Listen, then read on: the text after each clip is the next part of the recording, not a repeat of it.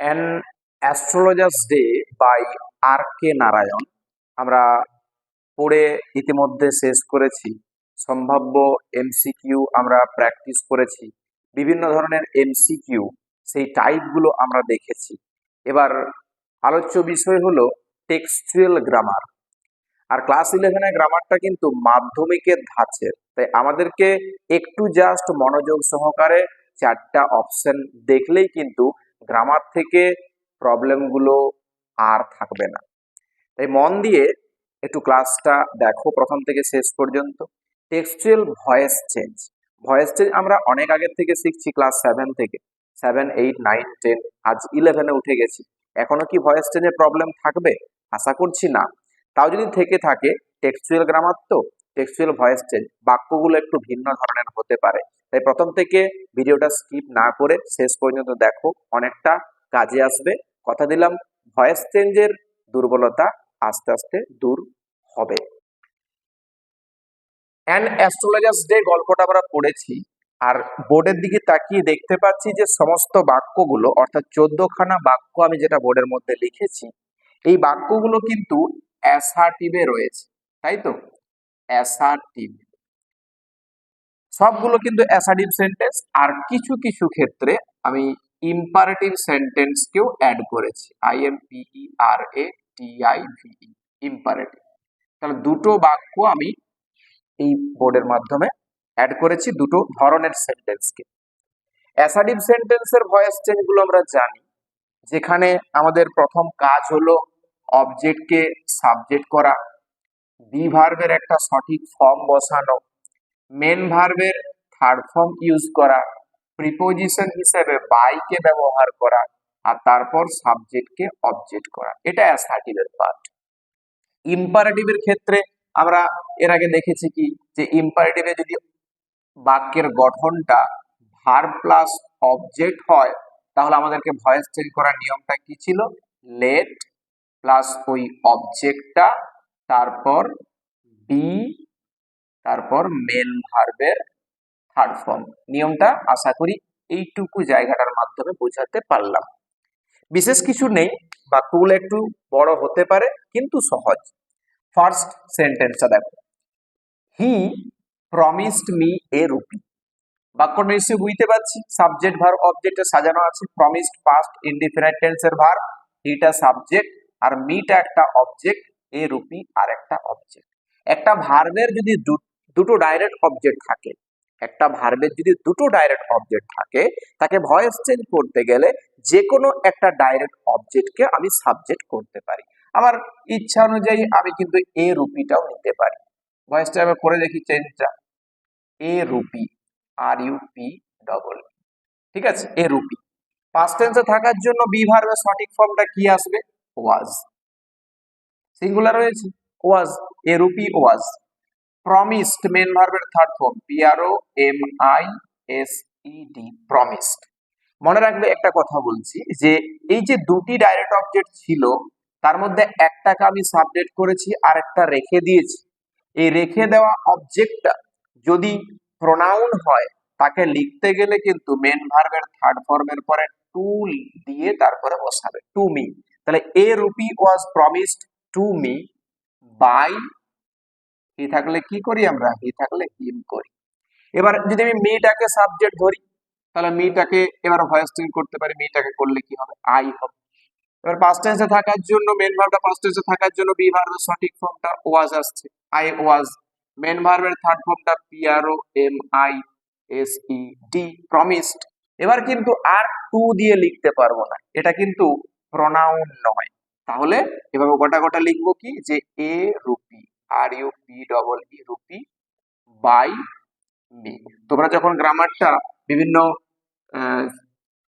Text থেকে যখন করবে বা বিভিন্ন মডাল সেট থেকে যখন সিলেক্ট করবে, তখন দেখে নিয়ে উত্তরটা সিলেক্ট করবে, যে কোনটা লেখা আছে, কোনটা এটা নাকি ওটা। দেখলেই তারপর তোমরা সহজেই চুজ করে নিতে পারবে। Number 2, the swine has cheated me. The swine has cheated me, লাইনটা পড়েছি। এই হ্যাজ চিটেড হচ্ছে ভার্ব, মিটা হলো অবজেক্ট, এটা দা সোয়াইন হচ্ছে সাবজেক্ট। ভয়েস টেন্স স্টার্ট করি, কি করব, মেটাকে ঘোরালে আই লিখব। এবার হ্যাজ রয়েছে, আয়ের ক্ষেত্রে তো হ্যাজ বসে না, আয়ের ক্ষেত্রে হ্যাভ বসে, আই হ্যাভ। আর হ্যাভ হ্যাজ হ্যাড থাকলে বি ভার্বের সঠিক ফর্মটা আমরা জানি B double E N use করতে হয়। তাহলে আই হ্যাভ বিন। এবার মেন ভার্বের থার্ড ফর্ম অলরেডি করা থাকে, C H E A T E D. I have been cheated, by লিখবো, the swine subject, the S W I N. কত সহজ, সহজে উত্তরটা হয়ে গেল। Next number 3, I can buy some coconut and jaggery tomorrow. তাহলে আমি আগামীকাল কিছু নারকেল আর গুড় কিনবো। তাহলে এখানে ক্যান বাইটা হচ্ছে ভার্ব, কি কিনবো, সাম কোকোনাট অ্যান্ড জেগারি। শুরু করব অবজেক্টটাকে subject, some coconut and jaggery, J A double G E R Y, some coconut and jaggery. Modal verb থাকলে চেঞ্জ করা যায় না, যা থাকে তাই লিখতে হয় ক্যান। মোডাল ভার্ব থাকলে বি ভার্বের সঠিক ফর্মটা বি, ক্যান বি। বাইয়ের third form B O U G H T, bought. বাড়তি অংশটা টুমরো ছিল, T O M O double R O W, tomorrow. By, I থেকে কি করি আমরা, প্রোনাউনটা চেঞ্জ, আই থেকে মি। তাহলে some coconut and jaggery can be bought tomorrow by me. Next number 4, he flung the coins at her. সে তার দিকে কয়েনগুলো ছুড়ে দিয়েছিল। তাহলে কি ছুড়েছিল, the coins, the coins. Voice চেঞ্জে একমাত্র ডাইরেক্ট অবজেক্টটাই সাবজেক্ট করা যায়, দা কয়েন্স। আচ্ছা, ফ্লাংটা পাস্ট ইনডিফিনাইট, তাহলে ওয়ার। এখানে প্লুরাল রয়েছে, ভার্বটা প্লুরাল বসাবো, the coins were, F L U N G, fling flung flung. আচ্ছা, বাড়তি অংশটা at, H E R, her. By ই থাকলে আমরা প্রোনাউনটা চেঞ্জ করে ভয়েস চেঞ্জে হিম করি, ব্যাস। The coins were flung at her by him. Next number 5, the astrologer picked up his articles. জ্যোতিষী তার জিনিসপত্রগুলোকে তুলে নিয়েছিল। পিকড আপ হচ্ছে ভার্ব, তাহলে কি তুলেছিল, হিজ আর্টিকেলস, ওটাকে সাবজেক্ট করো, his articles, A R T I C L E S, his articles. এবারে পিকড আপ আছে, মানে পাস্ট ইনডিফিনাইট, আমরা ওয়াজ ওয়ার মধ্যে ওয়ারটাকে সিলেক্ট করব, হিজ আর্টিকেলস ওয়ার। পিকড আপটাই third form, P I C K E D, picked up. His articles were picked up by, সাবজেক্টটা noun আছে তাই পরিবর্তন হবে না, দা অ্যাস্ট্রোলজার। বাস, his articles were picked up by the astrologer. একদম সোজা, ক্লাস 10 এর মতোই, যেভাবে ভয়েস চেঞ্জ করেছিলে ঠিক তেমনই। Number 6, rub it on your forehead. এটা দেখো ভার্ব দিয়ে শুরু হয়েছে, ইম্পারেটিভ সেন্টেন্স। এই যে বললাম verb plus object, imperative sentence, আর ডাইরেক্ট অবজেক্ট কোনটা, ইটটা। তাহলে শুরু করো লেট দিয়ে, লেট, আর তারপর বলেছি অবজেক্টটা, তাহলে লেট ইট। এবার বিটা বসাও, লেট ইট বি। এবারে মেন ভার্বের third form, let it be rubbed, R U double B E D, rubbed. বাড়তি অংশটা বসিয়ে দাও, on your forehead, f o r e h e a d, let it be rubbed on your forehead. Next number 7, he took out a pinch of sacred ash. সে এক চিমটি পবিত্র ছাই তুলে নিয়েছিল। took outটা ভার্ব, পাস্ট ইনডিফিনাইট টেন্স, কি তুলেছিল, এই পুরোটাই দেখো অবজেক্টটা আসছে।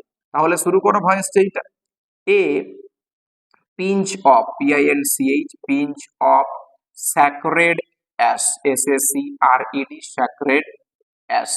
এটা পাস্ট টেন্সে আছে, মানে ওয়াজ হয়ে যাবে। তাহলে এখানে এ দিয়ে শুরু করছি, আর পবিত্র ছাই তো গোনা যায় না, আনকাউন্টেবল নাউন সবসময় সিঙ্গুলার ভার্ব ক্যারি করে, তাহলে was. A pinch of sacred ash was taken, T A K E N, taken, O U T, out. এবার বাই বসাও, আর সাবজেক্ট অবজেক্ট হি থাকলে আমরা কি করি, H I M, him. Next number 8, you were pushed into a well. You were pushed into a well. ভয়েসটা দেখো ভালো করে, ওয়ার আছে আর পুশড আছে, অক্সিলারি ভার্ব, মানে বি ভার্বের সঠিক ফর্ম, আর মেন ভার্বের থার্ড ফর্ম, তার মানে হচ্ছে প্যাসিভ ভয়েস। আমাদেরকে প্যাসিভ থেকে অ্যাক্টিভে করতে হবে। তাহলে কে ছুড়েছিল, সামওয়ান ইউজ করি, বাই দিয়ে someone, S O M E O N E, someone. আচ্ছা, were pushed, you were pushed করেছে, তাহলে সামওয়ান প্রেজেন্ট টেন্সে আমরা বাইটা বাদ দিচ্ছি মনে মনে, থার্ড ফর্মটা বাদ দিচ্ছি আর বি ভার্বের সঠিক ফর্মটা বাদ দিচ্ছি। ওয়ারটা আছে মানে pushed, past indefinite, P U S H E D, pushed, someone pushed. এবার সাবজেক্টটাকে অ্যাড করো, Y O U, someone pushed you, বাড়তি অংশটা into a W E double N, well. ভয়েসটা হলো কিনা দেখে নাও। ইউটাকে অবজেক্ট ধরো, ইউটাকে অবজেক্ট করলে সাবজেক্টে ইউই থাকে। আচ্ছা, ইউটা পাস্ট টেন্সের ক্ষেত্রে ওয়ার সাব ভার্বটা ক্যারি করছে, ইউ ওয়ার, মেন ভার্বের থার্ড ফর্ম পুস্ট, বাড়তি অংশটা ইনটু এ ওয়েল, বাইরের পর সামওয়ান দেওয়া যায় না, তাই ইউজ করা থাকে না। এখন উত্তরটা কি পেলাম, প্যাসিভ ভয়েস থেকে অ্যাক্টিভ ভয়েসে, someone pushed you into a well. Next number 9, he bared his chest to show the scar, he bared his chest, বার করেছিল, হিজ চেস্ট, তাহলে অবজেক্ট আসছে এটা, হিজ চেস্ট, সাবজেক্ট করো his chest, C H E S T, chest. Past টেন্সে রয়েছে main ভার্বটা, আর হিজ চেস্ট বুক একটাই ছিল, তাহলে পাস্ট টেন্সে ওয়াজ, হিজ চেস্ট ওয়াজ, এবারে bared, B A R E D, bared, বাড়তি অংশটা বসাও, to show the scar, to S H O W, show the scar, S C A R, scar, by, এবার হি থাকলে আমরা হিম করি, তাহলে his chest was bared to show the scar by him.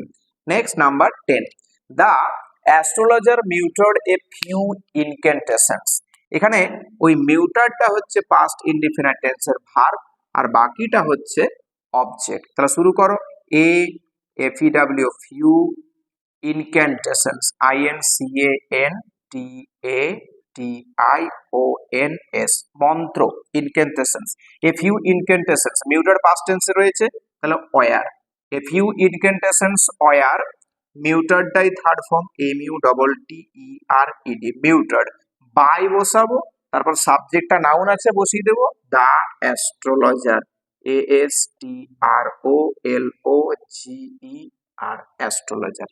Next number 11, the babble of the crowd agitated the semi darkness of the park, তাহলে ভার্বটা দেখো এটা এগিটেটেড, তাহলে এটা পুরোটাই কিন্তু অবজেক্ট, তাহলে লিখবো এখানে the semi darkness, S E M I D A R K N E double S, semi darkness of the park, of the P A R K, the semi darkness of the park, agitated past টেন্সে রয়েছে, তাহলে was, the semi darkness of the park was agitated, a g i t a t e d, এবার by বসাও, দি সাবজেক্টটা দা babble, b a b, sorry, b a b l e, babble of the crowd, c r o w d। আচ্ছা, এখানে একটা জিনিস মনে করিয়ে দিই, এই বাইয়ের পরিবর্তে কিন্তু উইথ ও লেখা থাকতে পারে, with the babble of the semi darkness। Next number 12, the other lead a sea route, ওই আগন্তুক একটা সি রুট ধরিয়েছিল, তাহলে এই লিডটা পাস্ট ইনডিফিনিট টেন্সের ভার্ব, অবজেক্ট হচ্ছে a C root, C H E R double O T. আচ্ছা, লিডটা পাস্ট টেন্সে থাকার জন্য ওয়াজ ওয়ার আসছে, তাহলে এ রয়েছে মানে ওয়াজ লিখবো, a C route was, lead, L I T, ঠিক আছে, লিড। আচ্ছা, মেন ভার্ব থার্ড ফর্ম হয়ে গেল, বাই বসিয়ে সাবজেক্টটা, by the other, O T H E R, other. Next number 13, the astrologer sent up a prayer to heaven, তাহলে sent আপটা past indefinite টেন্সের ভার্ব, অবজেক্ট হচ্ছে এ প্রেয়ারটা, তাহলে এ প্রেয়ারটাকে সাবজেক্ট করো, a P R A Y E A R, prayer, sent আপটা past টেন্সে রয়েছে, তাহলে ওয়াজ, ওয়াজ থার্ড ফর্মটা হচ্ছে সেন্ট আপ, সেম রয়ে যাচ্ছে, a prayer was sent up, তারপর বাড়তি অংশটা টু দা নয়, to heaven, to heaven, H E A V E N, heaven, by the astrologer, by the A S T R O L O G E R, astrologer. Next number 14, you must return that anna to me with interest, ই must return হচ্ছে verb, আর that আনাটা হচ্ছে direct object, তাহলে শুরু করো voice change, that A double N A, that Anna, moral verb থাকলে সেটাই লিখতে হয় মাস্ট, বি ভার্বের সঠিক form be, that Anna must be, রিটার্নের third form R E T U R N E D, return, বাড়তি অংশটা বসাও, to me with interest, INTEREST, interest, by ইউটা ইউই থেকে যায়। এই হলো আজকের ক্লাসের 14 খানা textual voice change from an astrologer's day by RK. Narayan. তোমরা ক্লাসটা থেকে সম্পূর্ণ বাক্যগুলো খাতার মধ্যে টুকে নিয়ে অবশ্যই প্র্যাকটিস করবে। আর যদি ভিডিওটা ভালো লেগে থাকে অবশ্যই বন্ধু বান্ধবদের কাছে শেয়ার করে দিও। আর যদি ভালো লেগে থাকে অবশ্যই একটা লাইক করবে।